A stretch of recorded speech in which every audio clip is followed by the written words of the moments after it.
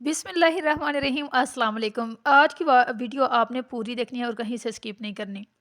अच्छा, हमारा जो मुआशरा है ना वो एक ऐसा मुआशरा है जहाँ अगर एक औरत खुश असलूबी से अपना घर चला रही है, अपने बच्चों की बहुत अच्छे से देखभाल करती है, उसे रख रखाव आता है, उसे लोगों से बर्तन बर्तान आता है, किंज किहदे नाल किवें वरतना है, की करना है, कित्थे की सूरत हाल है ते ओहदे मुताबिक किंज चलना है।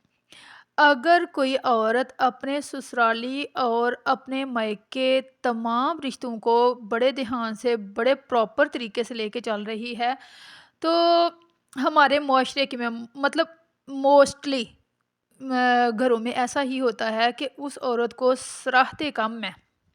हूँ। ਇਹ ਨਹੀਂ ਆਂਦੇ ਕਿ ਇਹ ਸਾਰਿਆਂ ਨੂੰ ਲੈ ਕੇ ਚੱਲਦੀ ਹੈ ਵੀ ਇਹ ਬੜੀ ਅਕਲਮੰਦ ਹੈ, ਬੜੀ ਬਾਸ਼ਊਰ ਹੈ, ਇਹਦੇ ਸਸੁਰਾਲ ਵੀ ਖੁਸ਼ ਨੇ। ਅਵਲ ਤਾਂ ਚਲੋ ਕੋਈ ਸਾਰੇ ਇਕੱਠੇ ਖੁਸ਼ ਹੁੰਦੇ ਹੀ ਨਹੀਂ ਬੰਦੇ ਤੋਂ ਤੇ ਬੰਦੇ ਤਾਂ ਸ਼ਾਇਦ ਹੋ ਜਾਂਦੇ ਹੋਣ, ਬੀਬੀਆਂ ਤੇ ਲੋਕੀ ਸਾਰੇ ਖੁਸ਼ ਨਹੀਂ ਹੁੰਦੇ। ਕਿਸੇ ਨਾ ਕਿਸੇ ਨੂੰ ਕਿਸੇ ਨਾ ਕਿਸੇ ਗੱਲ ਤੇ ਇਤਰਾਜ਼ ਰਹਿੰਦਾ ਹੀ ਰਹਿੰਦਾ ਹੈ। लेकिन आप अपने इर्द गिर्द ज़रा ध्यान लगाएं, नज़र दौड़ाएं, सज्जे खब्बे वेखो तो ਤੁਹਾਨੂੰ पता लगेगा कि हमारे जितने भी इर्द गिर्द हमारे जो बड़ी अक्लमंद बाशऊर और सुलझी पढ़ी लिखी औरतें हैं, उनको लोग ये नहीं कहेंगे कि ए बड़ी अक्लमंद है, बड़ी बाशऊर है, ਇਹ ਮੌਕਾ ਮਹਿਲ ਵੇਖ ਕੇ ਕੰਮ ਕਰਦੀ ਏ ਜਾਂ ਇਹਨੂੰ ਰੱਖ ਰਖਾਓ ਹੈ ਵੇ, ਇਹ ਅੱਛੇ ਤਰੀਕੇ ਦੇ ਨਾਲ ਸਾਰਿਆਂ ਰਿਸ਼ਤਿਆਂ ਨੂੰ ਸਮਝਦੀ ਏ।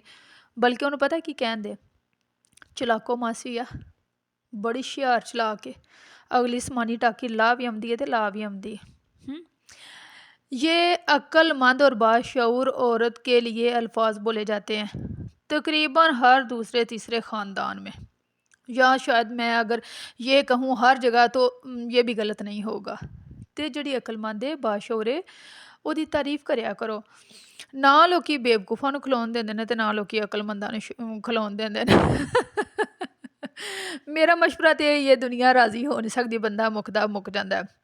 अपनी ज़िंदगी अच्छे तरीके से गुजारें, हर एक के साथ अच्छे तरीके से रहें। कोई की सोचता है, किंज सोचता है, की चाहता है, की कहता है, ए बिल्कुल नज़रअंदाज कर दियो।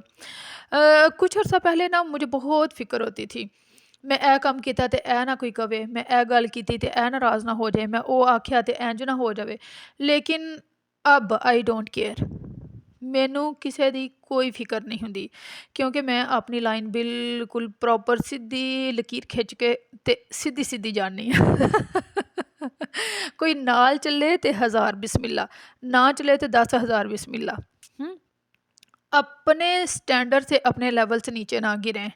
कोई तुहानू समझदा है तो ठीक है, नहीं समझदा तो कोई ज़रूरत नहीं है सफाइयाँ देने की।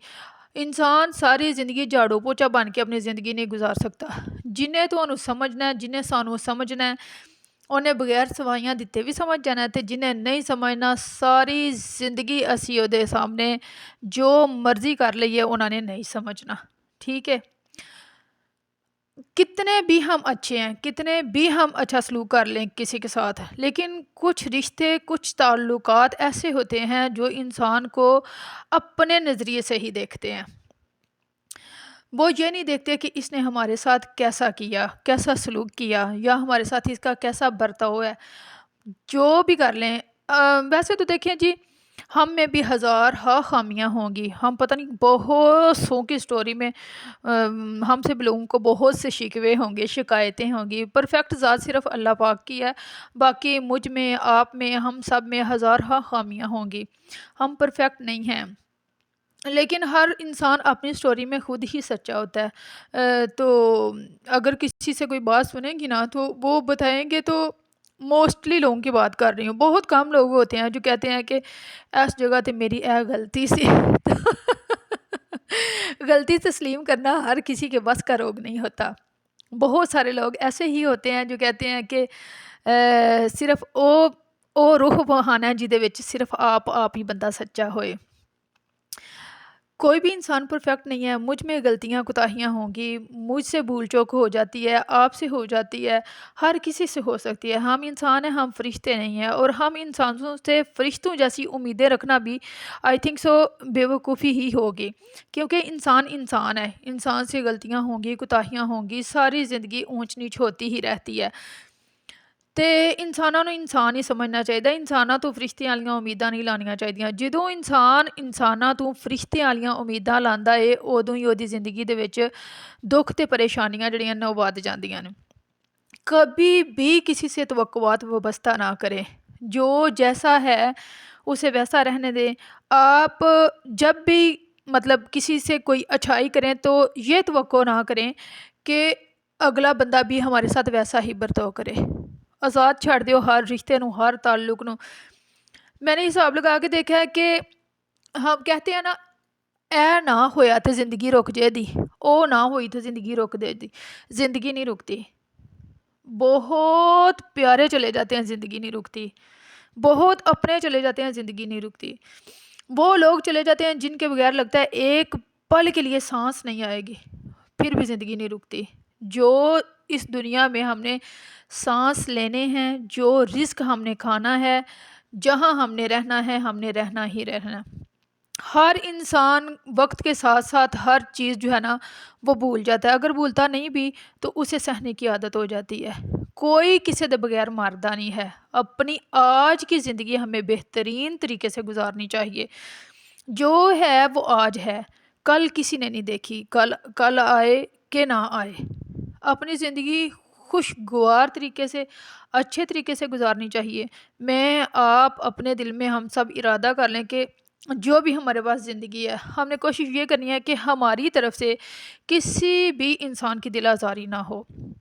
जे असी किसी ਦੀਆਂ ਦਿਲਦਾਰੀਆਂ ਨਹੀਂ ਕਰ ਸਕਦੇ ਤੇ ਦਿਲ ਆਜ਼ਾਰੀਆਂ ਵੀ ਨਹੀਂ ਕਰਨੀਆਂ ਚਾਹੀਦੀਆਂ। ਹਾਂ, ਤੇ ਮੈਂ ਬਾਹਰ ਆ ਕੇ ਆਏ ਜਿਨ੍ਹਾਂ ਨੂੰ ਵੈਸੇ ਹੀ ਤਕਲੀਫ ਹੁੰਦੀ ਹੋਵੇ ਸਾਡੀ ਜ਼ਾਤ ਤੋਂ, ਸਾਡੀ ਸ਼ਖਸੀਅਤ ਤੋਂ, ਤੇ ਐਵੇਂ ਮਤਲਬ ਛੱਡਦੇ ਰਹਿਣ, ਉਹਨਾਂ ਦਾ ਤਾਂ ਕੋਈ ਇਲਾਜ ਹੈ ਹੀ ਨਹੀਂ। ਅਸੀਂ ਕਰ ਹੀ ਨਹੀਂ ਸਕਦੇ ਉਹਨਾਂ ਦਾ ਇਲਾਜ। ਬਸ ਉਹਨਾਂ ਵਾਸਤੇ ਵੀ ਅੱਲਾਹ ਤਾਲਾ ਅੱਗੇ ਦੁਆ ਕਰਨੀ ਚਾਹੀਏ, ਅੱਲਾਹ ਤਾਲਾ ਇਹਨਾਂ ਦੇ ਦਿਲ ਨੂੰ ਵੀ ਤਸੱਲੀ ਦੇ, ਇਹਨਾਂ ਨੂੰ ਆਪਣੇ ਘਰ ਦੇ ਵਿੱਚ ਸੁੱਖ ਦੇ, ਸਕੂਨ ਦੇ। ਇਹ ਹਸਦ ਦੀ ਅੱਗ 'ਚ ਸੜ ਕੇ ਸਵਾਹ ਨਾ ਹੋ ਜਾਣ। ਹਾਂ, ਅਤੇ ਇਹੋ ਜਿਹੇ ਲੋਕਾਂ ਵਾਸਤੇ ਵੀ ਦੁਆ ਕਰਨੀ ਚਾਹੀਦੀ ਹੈ। ਹਮੇਸ਼ਾ ਦੁਆ ਕਰੋ। ਮੈਂ ਕਹਿੰਦੀ ਹਾਂ ਜਦੋਂ ਬੰਦਾ ਹਰ ਇਨਸਾਨ ਵਾਸਤੇ ਦੁਆ ਕਰਨਾ ਸ਼ੁਰੂ ਕਰ ਦਿੰਦਾ ਨਾ, ਉਹਦੇ ਜੀਣ ਦਾ ਮਕਸਦ ਹੀ ਜਿਹੜਾ ਨਾ ਉਹ ਮੈਨੀਆਂ ਅਲੱਗ ਹੋ ਜਾਂਦਾ। ਉਹਦੀ ਜ਼ਿੰਦਗੀ ਪੁਰਸਕੂਨ ਹੋ ਜਾਂਦੀ ਹੈ। ਅਤੇ ਦੁਆ ਦੇਣ ਵਾਲਾ ਸਾਨੂੰ ਬਣਨਾ ਚਾਹੀਦਾ। ਸਾਡੀ ਜ਼ਾਤ ਤੋਂ ਕਿਸੇ ਨੂੰ ਤਕਲੀਫ ਨਾ ਹੋਵੇ। ਅੱਜ ਮੈਂ ਤੁਸੀਂ ਅਸੀਂ ਸਾਰੇ ਇਰਾਦਾ ਕਰਨੇ ਆ ਕਿ ਜਿਹਨੇ ਸਾਨੂੰ ਜ਼ਿੰਦਗੀ ਦੇ ਵਿੱਚ ਤਕਲੀਫ ਵੀ ਦਿੱਤੀ, ਦੁੱਖ ਦਿੱਤਾ, ਪਰੇਸ਼ਾਨੀ ਦਿੱਤੀ, ਸਤਾਇਆ, ਜ਼ਲੀਲ ਕੀਤਾ, ਅਸੀਂ ਦਿਲ ਤੋਂ ਉਹਨੂੰ ਮਾफ़ ਕੀਤਾ। ਵੇਖੋ ਜੀ, ਅਸੀਂ ਅਗਰ ਇਨਸਾਨਾਂ ਨੂੰ ਮਾफ़ ਕਰਾਂਗੇ ਤਾਂ ਸਾਡੇ ਵਿੱਚ ਸਾਨੂੰ ਮਤਲਬ ਅਸੀਂ ਅੱਲਾ ਕੋਲੋਂ ਖੁੱਲ੍ਹੇ ਦਿਲ ਦੇ ਨਾਲ ਮਾफ़ੀ ਮੰਗ ਸਕਦੇ ਹਾਂ। ਜੇ ਅਸੀਂ ਆਪ ਹੀ ਕਿਸੇ ਨੂੰ ਮਾफ़ ਨਹੀਂ ਕਰਨਾ ਤਾਂ ਅਸੀਂ ਅੱਲਾ ਤੋਂ ਕੋਲ ਕਿੰਝ ਮਾਫ਼ੀਆਂ ਕਿਹੜੇ ਮੂੰਹ ਨਾਲ ਮੰਗਾਂਗੇ। ਅਤੇ ਸਾਡੇ ਵਿੱਚ ਵੀ ਬੜੀਆਂ ਖਾਮੀਆਂ ਕੁਤਾਹੀਆਂ ਹੈ ਨੇ।